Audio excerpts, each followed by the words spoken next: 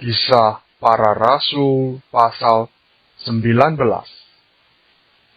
Ketika Apolos masih di Korintus, Paulus sudah menjelajah daerah-daerah pedalaman dan tiba di Efesus. Di situ didapatinya beberapa orang murid. Katanya kepada mereka, "Sudahkah kamu menerima Roh Kudus ketika kamu menjadi percaya?"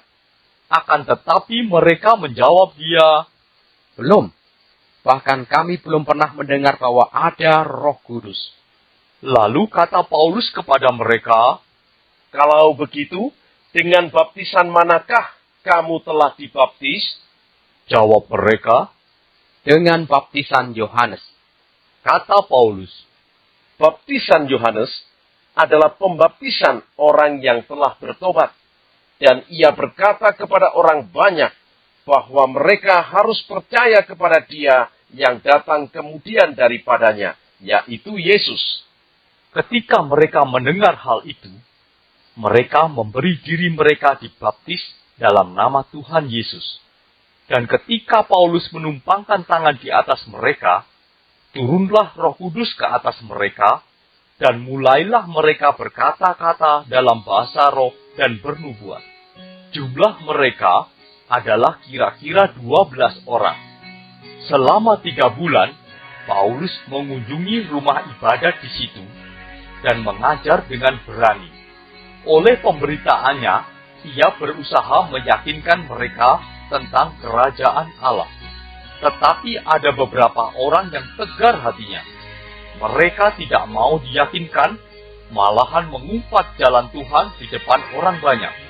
Karena itu, Paulus meninggalkan mereka dan memisahkan murid-muridnya dari mereka, dan setiap hari berbicara di ruang kuliah Tiranus. Hal ini dilakukannya 2 tahun lamanya, sehingga semua penduduk Asia mendengar firman Tuhan, baik orang Yahudi maupun orang Yunani.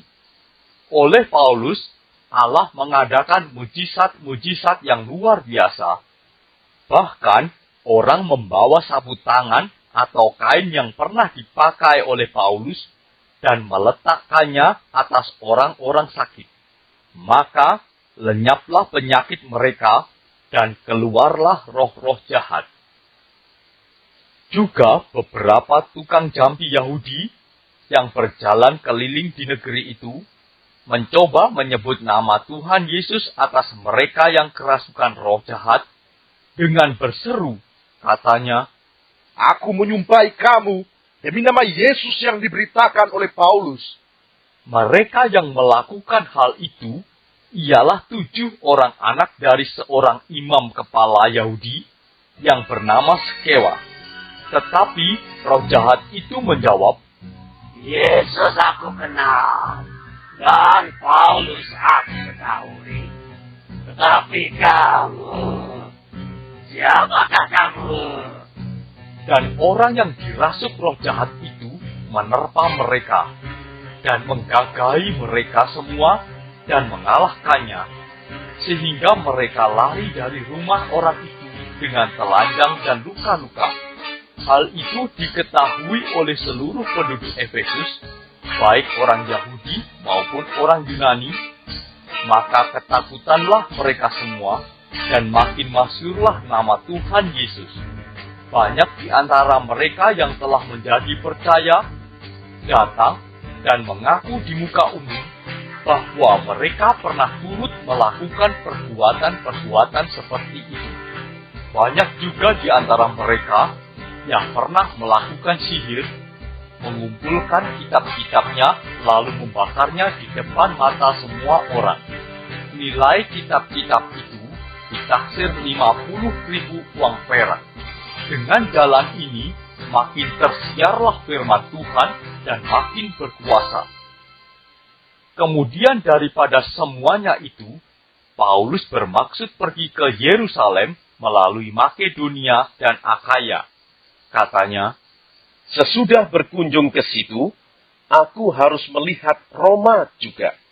Lalu, ia menyuruh 2 orang pembantunya, yaitu Timotius dan Erastus, mendahulunya ke Makedonia, tetapi ia sendiri tinggal beberapa lama lagi di Asia. Kira-kira pada waktu itu, timbul huru-hara besar mengenai jalan Tuhan. Sebab ada seorang bernama Demetrius, seorang tukang perak, yang membuat kuil-kuilan Dewi Artemis dari perak.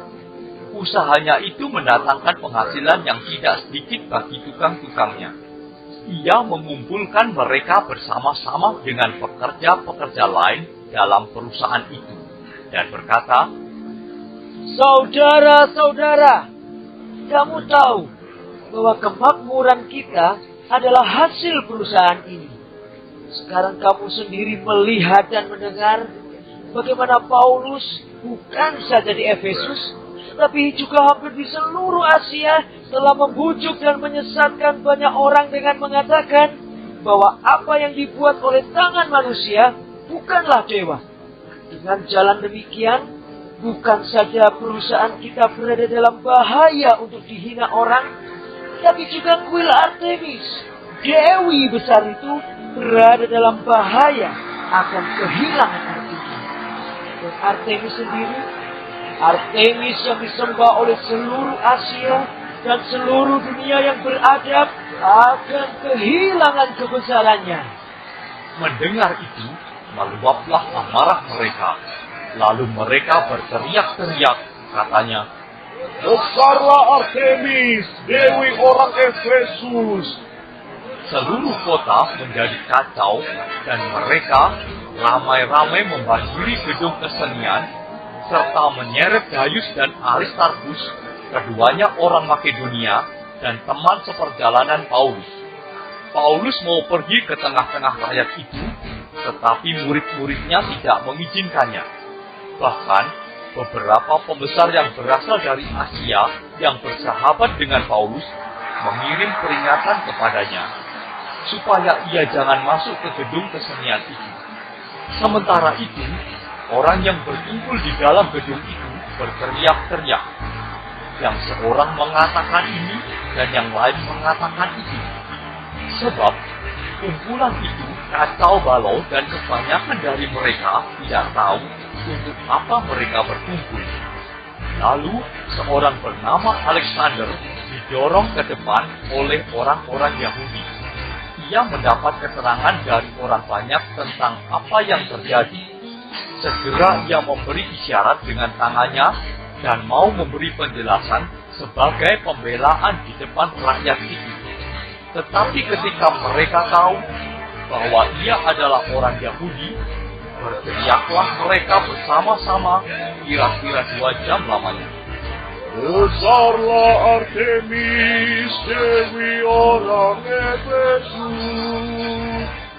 Akan tetapi, panitera kota menenangkan orang banyak itu dan berkata, "Hai orang Efesus, siapakah di dunia ini yang tidak tahu bahwa kota Efesuslah yang memelihara baik kuil Dewi Artemis yang maha besar, maupun patungnya yang turun dari langit?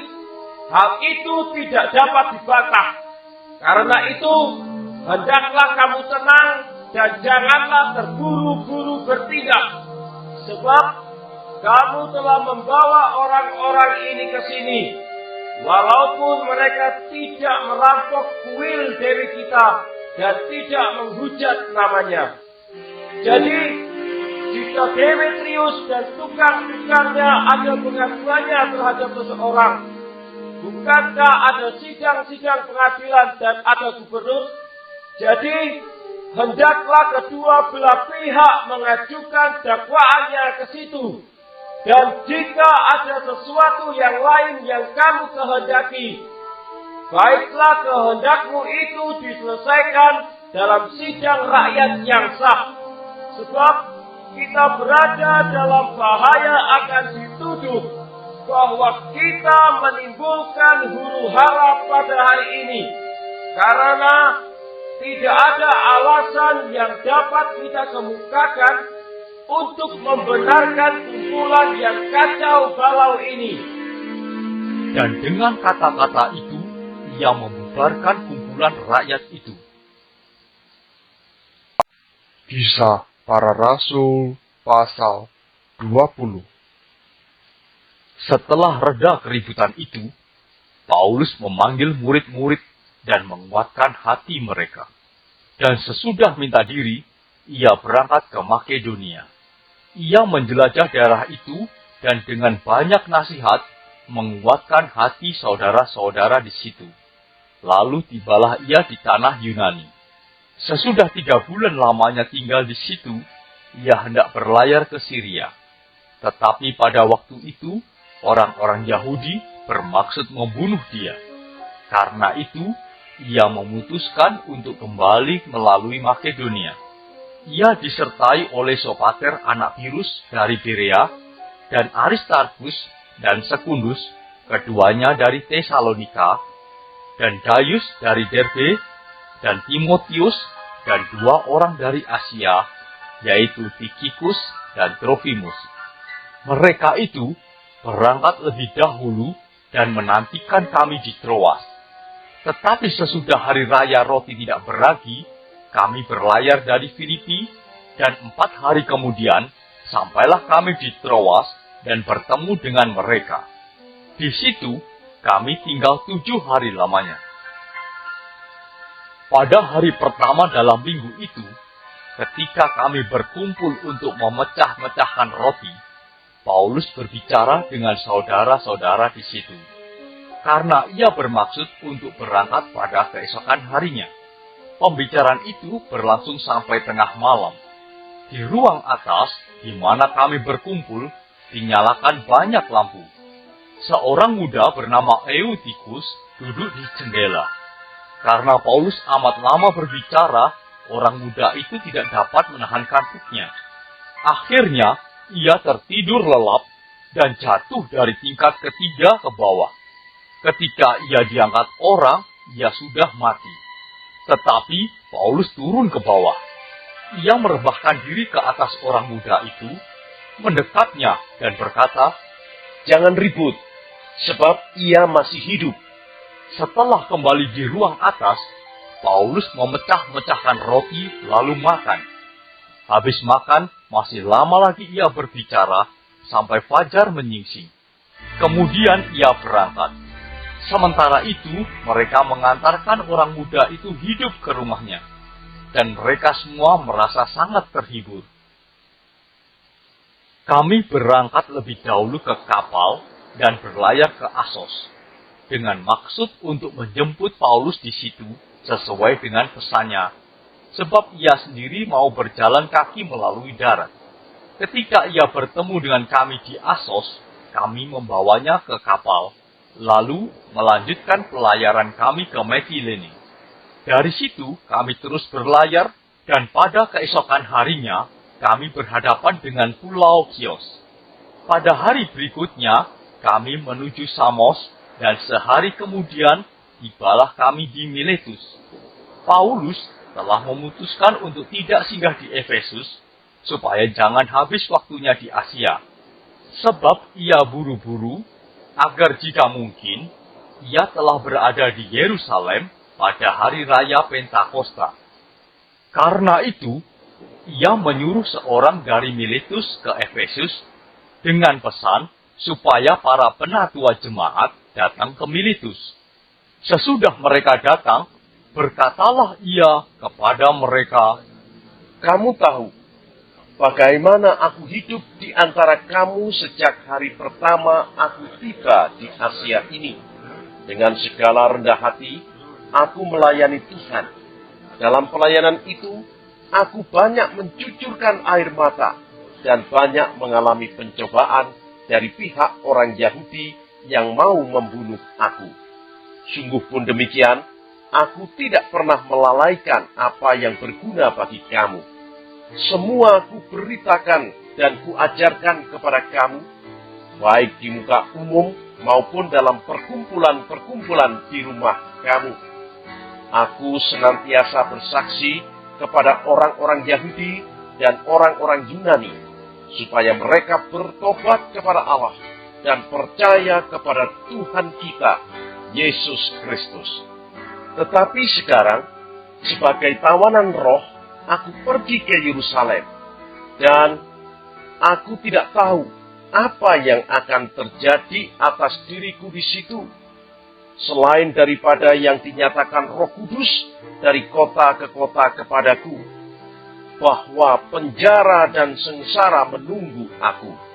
Tetapi aku tidak menghiraukan nyawaku sedikitpun, asal saja aku dapat mencapai garis akhir dan menyelesaikan pelayanan yang ditugaskan oleh Tuhan Yesus kepadaku untuk memberi kesaksian tentang Injil kasih karunia Allah. Dan sekarang aku tahu bahwa kamu tidak akan melihat mukaku lagi. Kamu sekalian yang telah kukunjungi untuk memberitakan kerajaan Allah. Sebab itu, pada hari ini aku bersaksi kepadamu bahwa aku bersih, tidak bersalah terhadap siapapun yang akan binasa. Sebab aku tidak lalai memberitakan seluruh maksud Allah kepadamu. Karena itu, jagalah dirimu dan jagalah seluruh kawanan. Karena kamulah yang ditetapkan Roh Kudus menjadi penilik untuk mengembalakan jemaat Allah yang diperolehnya dengan darah anaknya sendiri.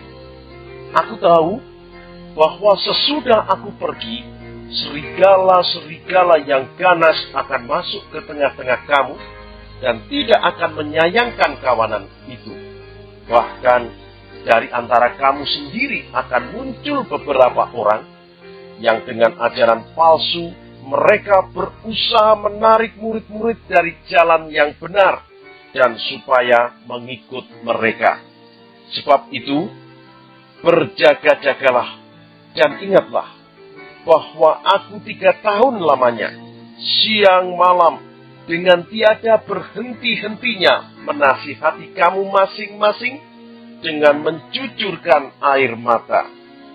Dan sekarang, aku menyerahkan kamu kepada Tuhan dan kepada firman kasih karunia-Nya yang berkuasa membangun kamu dan menganugerahkan kepada kamu bagian yang ditentukan bagi semua orang yang telah dikuduskannya.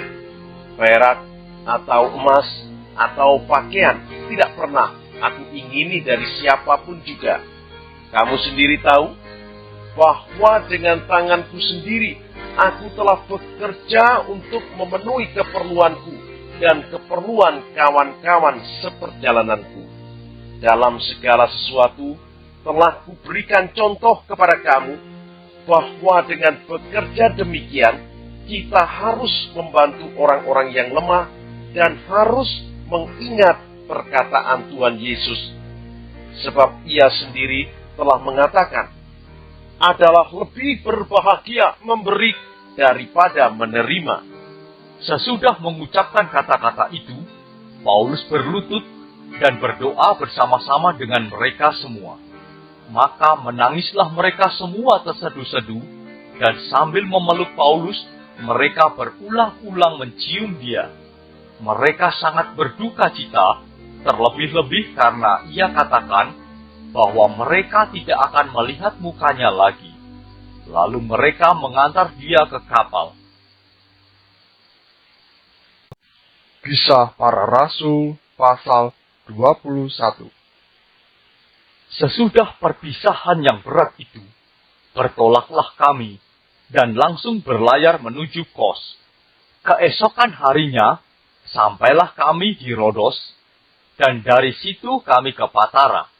Di Patara, kami mendapat kapal yang hendak menyeberang ke Fenisia. Kami naik kapal itu, lalu bertolak. Kemudian, tampak Siprus di sebelah kiri, tetapi kami melewatinya dan menuju ke Syria. Akhirnya, tibalah kami di Tirus, sebab muatan kapal harus dibongkar di kota itu. Di situ kami mengunjungi murid-murid dan tinggal di situ 7 hari lamanya. Oleh bisikan Roh, murid-murid itu menasihati Paulus supaya ia jangan pergi ke Yerusalem. Tetapi setelah lewat waktunya, kami berangkat meneruskan perjalanan kami. murid-murid semua dengan istri dan anak-anak mereka mengantar kami sampai keluar kota. Dan di tepi pantai kami berlutut dan berdoa. Sesudah minta diri, kami naik ke kapal dan mereka pulang ke rumah. Dari Tirus, kami tiba di Ptolemais dan di situ berakhirlah pelayaran kami. Kami memberi salam kepada saudara-saudara dan tinggal 1 hari di antara mereka. Pada keesokan harinya, kami berangkat dari situ dan tiba di Kaisarea. Kami masuk ke rumah Filipus, pemberita Injil itu, yaitu satu dari ke-7 orang yang dipilih di Yerusalem, dan kami tinggal di rumahnya.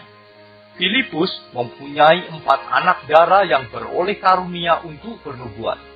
Setelah beberapa hari kami tinggal di situ, datanglah dari Yudea seorang nabi bernama Agabus.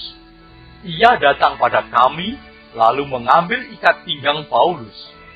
Sambil mengikat kaki dan tangannya sendiri, ia berkata, Demikianlah kata Roh Kudus. Beginilah orang yang empunya ikat pinggang ini akan diikat oleh orang-orang Yahudi di Yerusalem dan diserahkan ke dalam tangan bangsa-bangsa lain. Mendengar itu, kami bersama-sama dengan murid-murid di tempat itu meminta supaya Paulus jangan pergi ke Yerusalem. Tetapi Paulus menjawab, Mengapa kamu menangis dan dengan jalan demikian mau menghancurkan hatiku? Sebab aku ini rela bukan saja untuk diikat, tetapi juga untuk mati di Yerusalem oleh karena nama Tuhan Yesus. karena ia tidak mau menerima nasihat kami menyerah dan berkata, Jadilah kehendak Tuhan. Sesudah beberapa hari lamanya tinggal di Kaisarea, berkemaslah kami, lalu berangkat ke Yerusalem. Bersama-sama dengan kami, turut juga beberapa murid dari Kaisarea. Mereka membawa kami ke rumah seorang yang bernama Manason. Ia dari Siprus dan sudah lama menjadi murid. Kami akan menumpang di rumahnya. Ketika kami tiba di Yerusalem, semua saudara menyambut kami dengan suka hati. Pada keesokan harinya, pergilah Paulus bersama-sama dengan kami mengunjungi Yakobus. Semua penatua telah hadir di situ. Paulus memberi salam kepada mereka, lalu menceritakan dengan terperinci apa yang dilakukan Allah di antara bangsa-bangsa lain oleh pelayanannya. Mendengar itu, mereka memuliakan Allah. Lalu mereka berkata kepada Paulus, Saudara, lihatlah, beribu-ribu orang Yahudi telah menjadi percaya dan mereka semua rajin memelihara hukum Taurat. Tetapi mereka mendengar tentang engkau, bahwa engkau mengajar semua orang Yahudi yang tinggal di antara bangsa-bangsa lain untuk melepaskan hukum Musa. Sebab engkau mengatakan, supaya mereka jangan menyunatkan anak-anaknya dan jangan hidup menurut adat istiadat kita. Jadi bagaimana sekarang? Tentu mereka akan mendengar bahwa engkau telah datang kemari. Sebab itu, lakukanlah apa yang kami katakan ini. Di antara kami ada 4 orang yang bernazar. Bawalah mereka bersama-sama dengan engkau. Lakukanlah pentahiran dirimu bersama-sama dengan mereka, dan tanggunglah biaya mereka, sehingga mereka dapat mencukurkan rambutnya. Maka semua orang akan tahu bahwa segala kabar yang mereka dengar tentang engkau sama sekali tidak benar, melainkan bahwa engkau tetap memelihara hukum Taurat. Tetapi mengenai bangsa-bangsa lain yang telah menjadi percaya, sudah kami tuliskan keputusan-keputusan kami, yaitu mereka harus menjauhkan diri dari makanan yang dipersembahkan kepada berhala, dari darah, dari daging binatang yang mati dicekik, dan dari percabulan. Pada hari berikutnya, Paulus membawa orang-orang itu serta dengan dia, dan ia mentahirkan diri bersama-sama dengan mereka, lalu masuk ke bait Allah untuk memberitahukan bila mana pentahiran akan selesai dan persembahan akan dipersembahkan untuk mereka masing-masing. Ketika masa 7 hari itu sudah hampir berakhir, orang-orang Yahudi yang datang dari Asia melihat Paulus di dalam bait Allah. Lalu mereka menghasut rakyat dan menangkap dia sambil berteriak, Hai orang-orang Israel, tolong! Inilah orang yang di mana-mana mengajar semua orang untuk menentang bangsa kita dan menentang hukum Taurat dan tempat ini. Dan sekarang ia membawa orang-orang Yunani pula ke dalam bait Allah dan menajiskan tempat suci ini. sebab mereka telah melihat Trofimus dari Efesus sebelumnya bersama-sama dengan Paulus di kota, dan mereka menyangka bahwa Paulus telah membawa dia ke dalam bait Allah. Maka gemparlah seluruh kota, dan rakyat datang berkerumun, lalu menangkap Paulus dan menyeretnya keluar dari bait Allah. Dan seketika itu juga, semua pintu gerbang bait Allah itu ditutup. Sementara mereka merencanakan untuk membunuh dia, sampailah kabar kepada kepala pasukan bahwa seluruh Yerusalem gempar. Kepala pasukan itu segera bergerak dengan prajurit-prajurit dan perwira-perwira dan maju mendapatkan orang banyak itu. Ketika mereka melihat dia dan prajurit-prajurit itu, berhentilah mereka memukul Paulus. Kepala pasukan itu mendekati Paulus, menangkapnya dan menyuruh mengikat dia dengan 2 rantai. Lalu bertanya, siapakah dia dan apakah yang telah diperbuatnya? Tetapi dari antara orang banyak itu, ada yang meneriakkan kepadanya ini, ada pula yang meneriakkan itu. Dan oleh karena keributan itu, ia tidak dapat mengetahui apakah yang sebenarnya terjadi. Sebab itu, ia menyuruh membawa Paulus ke markas. Ketika sampai ke tangga, Paulus terpaksa didukung prajurit-prajurit karena berdesak-desaknya orang banyak yang berbondong-bondong mengikuti dia sambil berteriak, Enyahkanlah dia!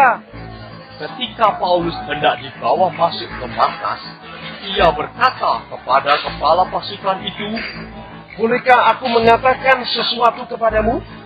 jawabnya, Tahukah engkau bahasa Yunani? Jadi engkau bukan orang Mesir itu, yang baru-baru ini menimbulkan pemberontakan dan melarikan 4.000 orang pengacau bersenjata ke padang gurun. Paulus menjawab, Aku adalah orang Yahudi dari Tarsus, warga dari kota yang terkenal di Kilikia. Aku minta supaya aku diperbolehkan berbicara kepada orang banyak itu. Sesudah Paulus diperbolehkan oleh kepala pasukan, pergilah ia berdiri di tangga dan memberi isyarat dengan tangannya kepada rakyat itu. Ketika suasana sudah tenang, mulailah ia berbicara kepada mereka dalam bahasa Ibrani. Katanya, bagi warga sorga yang mau dapat pemberitahuan video terbaru, silahkan klik subscribe dan paling penting jangan lupa untuk klik aktifkan loncengnya ya. Warga sorga terkasih, tolong bantu beri saya semangat upload video baru dengan kasih like ya. Ayo warga sorga menjadi berkat bagi orang lain dengan membagikan video ini ya. Tuhan Yesus Kristus memberkati kita warga sorga. Amin.